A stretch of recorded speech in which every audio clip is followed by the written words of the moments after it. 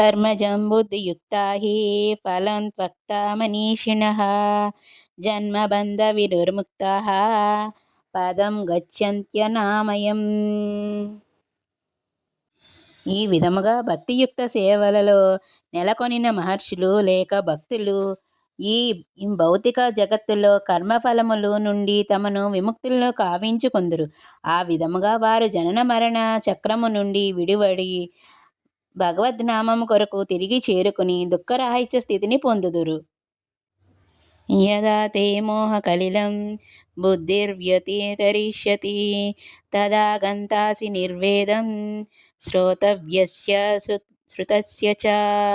ఎప్పుడు నీ బుద్ధి మోహమును దట్టమనే అరణ్యమును దాటునో అప్పుడు నీవు వినిన దాని పట్ల మరియు వినవలసిన దాని పట్ల విరక్తిని కలిగిన వాడు వగుదువు. శృతి విప్రతిపన్నా తే యదా స్థాస్యతి నిశ్చలా సమాధావచల బుద్ధి తదా యోగమవాప్యసి.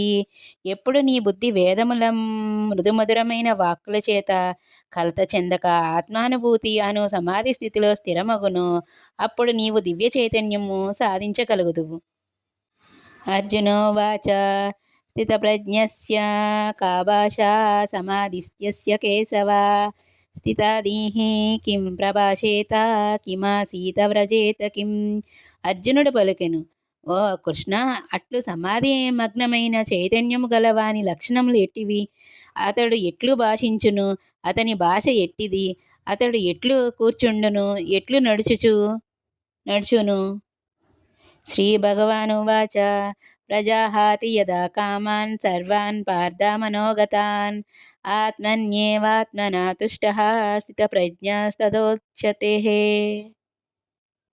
దేవాది దేవుడు పలికెను, ఓ పార్థ, మానవుడు మనోకల్పితమైన అన్ని రకముల ఇంద్రియ భోగముల కోరికలను విడిచినప్పుడు అట్లు శుద్ధపడిన అతని మనసు కేవలం ఆత్మయందు సంతృప్తి చెందినప్పుడు అతడు స్థితప్రజ్ఞుడుగా ఉండును అని చెప్పబడెను.